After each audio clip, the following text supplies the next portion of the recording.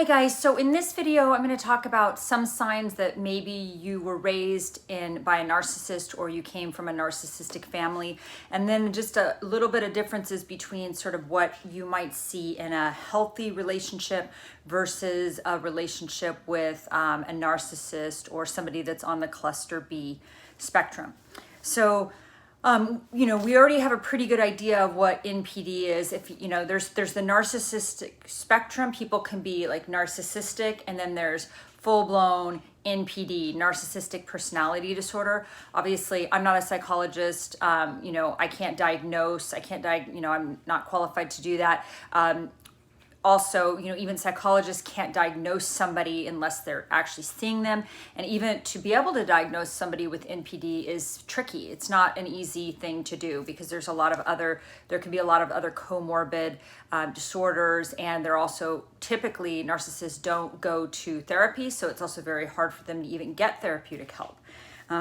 But in general, it's sort of an overinflated sense of self. They tend to have a lack of empathy and difficulties in relationships. You'll see that they have difficulties in their romantic relationships, but also in friend relationships or family. They're very their relationships tend to be quite surface and rather shallow.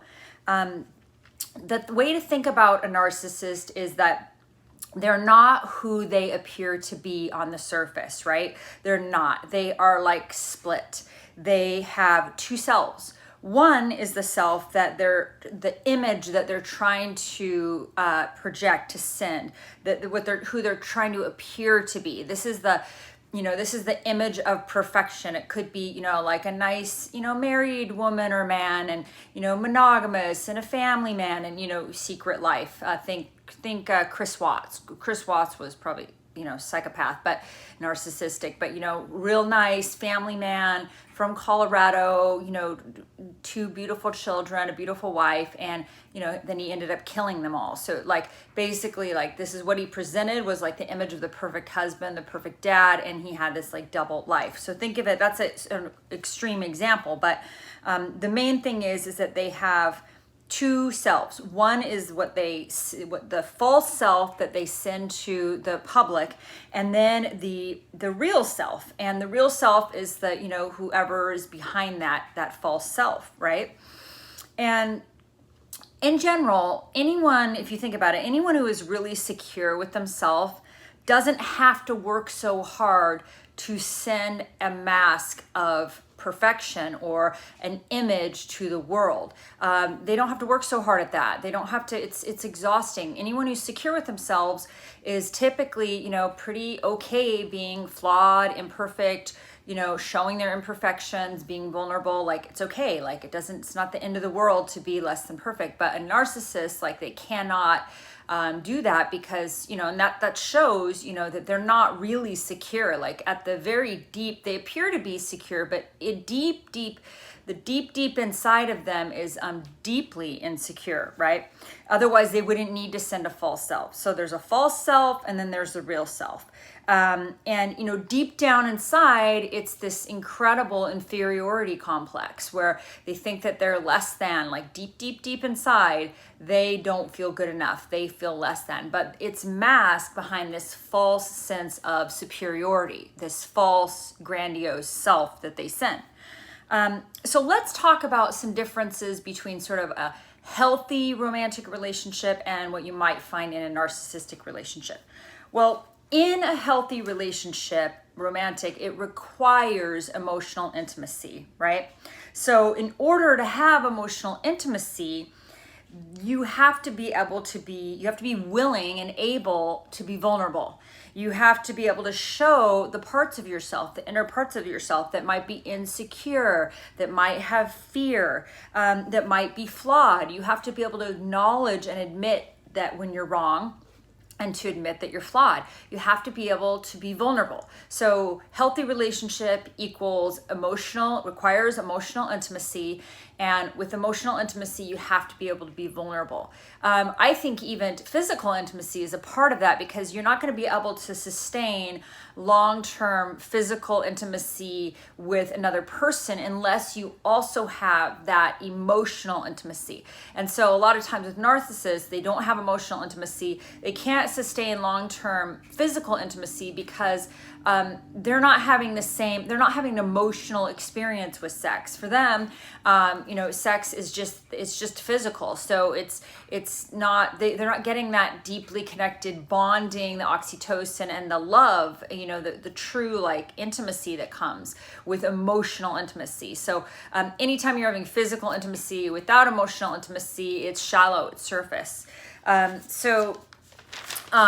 if you want to be able to have a healthy relationship, you're going to have to be able to admit when you feel weak, when you feel insecure. You also have to be able to depend on others. It's interdependence, right? So there's going to need to be a mix of dependence and, sort of dependence, and then also healthy independence. But in general, you have to be able to, rely on your partner in order to have a true partnership. So that means, when you need help, you ask for it. What your needs are, you advocate for them. You say, hey, this is one of my needs. Can you meet it? And, it's up to them whether they're willing to or not, but it's your job to tell people what your needs are, because none of us are mind readers.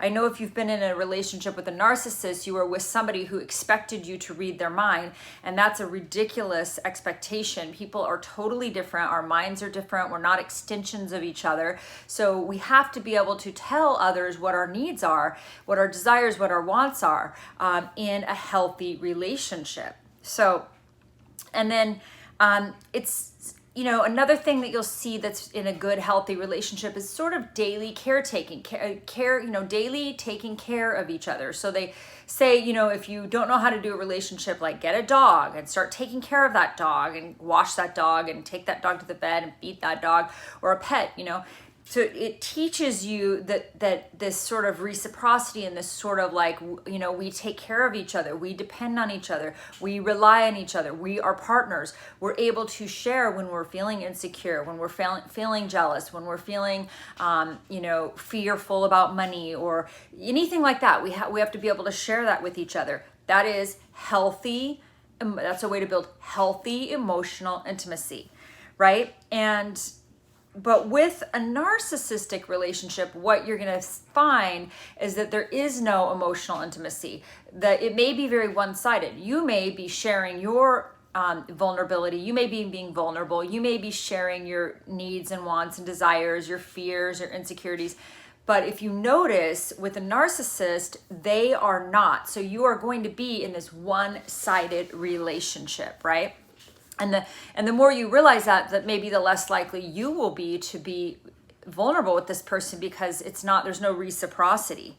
So in healthy relationships, it is not a power struggle. It is not a competition. But when you're in a relationship with a narcissist or cluster B, there's a competition going on. It's a power struggle, and it's about control. So a narcissist always wants to have the power. They want to have the control. They want to be winning, right? That's not a healthy relationship. What you often see is adults that are raised by narcissists or in narcissistic families is, they get the feeling that they're not good enough, that nothing they do is good enough. They tend to be very perfectionistic because typically they were raised by people that were very perfectionistic, and they can never measure up, right? So they have to pretend to be perfect. So that's part of that mask, is this pretense of perfection, the sending this, the perfect mask to the world, sending the representative. They don't feel like they can depend on anyone. They don't trust people, and part of that typically is because if they were raised by narcissists, and if they tend to be on the narcissistic spectrum, they don't trust anyone because they are not trustworthy. So they think everyone else is doing what they're doing. They think everyone else is duping them and manipulating them and lying to them. That's what they think everyone else is doing, right? they tend to be, if they were raised in these families, they tend to be overachievers, who no matter what they achieve, they're constantly trying to achieve like better and better things, but no matter what they achieve, they can never feel good enough. They get to that great achievement and then they're like, what's next? They get to that next great achievement, what's next? So they're never ever satisfied. Their minds are not satisfied. They're very uneasy with this need to constantly be proving to themselves that they are worth something. So yeah, if you're raised by a narcissist, you're very likely to take on either narcissistic qualities or sometimes codependent qualities, right? And that's to be expected because the behavior that was modeled was narcissistic behavior, this toxic self-centeredness. These children growing up in these families, they may have, the parent may have been very dismissive. They may have ignored them, given them the silent treatment. They may have withheld affection, physical touch, compliments, and the child grew up thinking that they had to be perfect in order to be loved. So, the number one thing you can do if you were raised by a narcissist, or if any of this is resonating with you, if this sounds familiar to you, the number one thing you can do is you can go to therapy and you can start healing and you can start doing some introspection and you can start learning how to self-reflect. You can educate yourself. You can also start doing service work. You can start, if you grew up in a family that's very, very, they only care about themselves. They're very, very self-centered and very self-focused, and they never did outside help to, they never went to therapy. They never did volunteerism. They never helped the homeless. Like, you can start doing service work to sort of retrain yourself to be, not just totally consumed by yourself, and start looking outside to help others. There's nothing, if you want to cure selfishness, then start helping others without any expectation of anything in return, without announcing it, without putting out an ad in the paper, just do it anonymously even.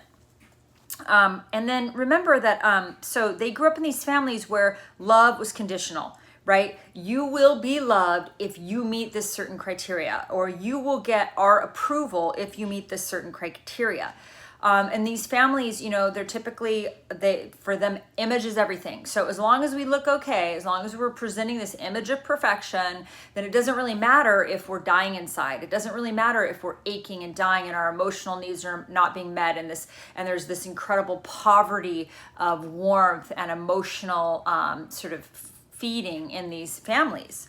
So a lot of times, if a narcissistic parent actually thinks that the child is an extension of themselves, the child is there to make that parent look good. So the child's there to be the top, person in sports, like to beat all, everyone else, to be, they're the star of the sport. They're the straight A student. They're the ones that get into the best colleges. Like that's what they're trained to do, because they're supposed to make the parent look like the perfect parent, right? If the parent is a narcissist.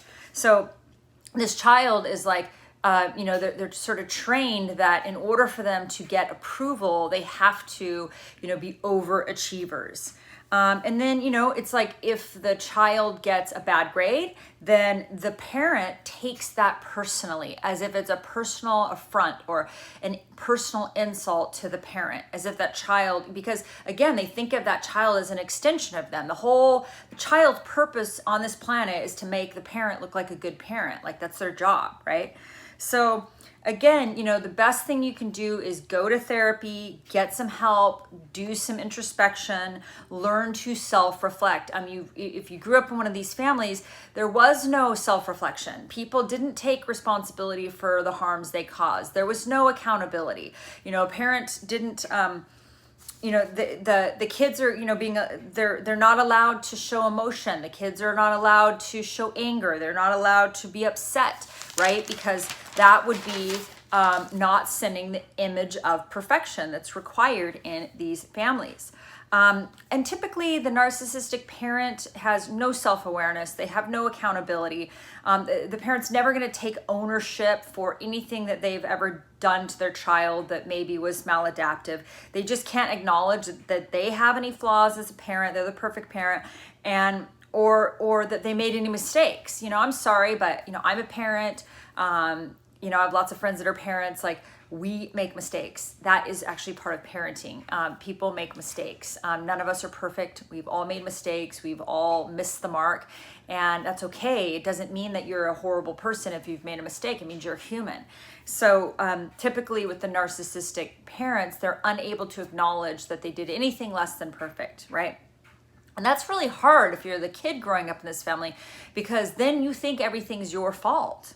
And again, there's a lot of times there's this power dynamic in this family. This is all about people having power and control over other people, rather than, mutually helping, reciprocity, like we help each other, we're there to support each other. And yeah, so we've gone over this before, but the most powerful people in this world are the ones who are not afraid to admit mistakes. The most powerful people in the world are the ones who are able to be vulnerable, who are able to say, you know what, I'm flawed. I have all sorts of mistakes. There's stuff wrong with me. I'm working on it. I'm trying to heal. I'm trying to do better. And those, because they don't have anything to fear. If they've already sent themselves to the table, like, here I am, mistakes and all, flaws and all, it's okay. And they're vulnerable. They're able to be vulnerable, and being vulnerable is an incredible strength. So this idea of showing no weakness, showing no vulnerability, and that vulnerability is a weakness, that's kind of the way that narcissists look at it. That's actually the opposite of the truth. That is, not being able to admit that you're wrong, not being able to acknowledge that you have flaws, not being able to work on your flaws and do better and improve yourself. Like, that's the weakness, because it's not true. It's living a lie. You're a human, so you're flawed, like all of us. We're all flawed, right? So, the strongest people in the world are the ones that can acknowledge, admit flaws, admit when they're wrong, take responsibility for harms they've caused, be accountable, and be vulnerable. And vulnerability is an incredible strength. So, hope this helps you understand, like, some of the differences between, sort of a healthy relationship, or one that's working on getting healthy, and then like a narcissistic relationship. So I hope you guys are having a good day and thriving and doing good self-care and taking wonderful care of yourselves. Thanks so much. Bye-bye.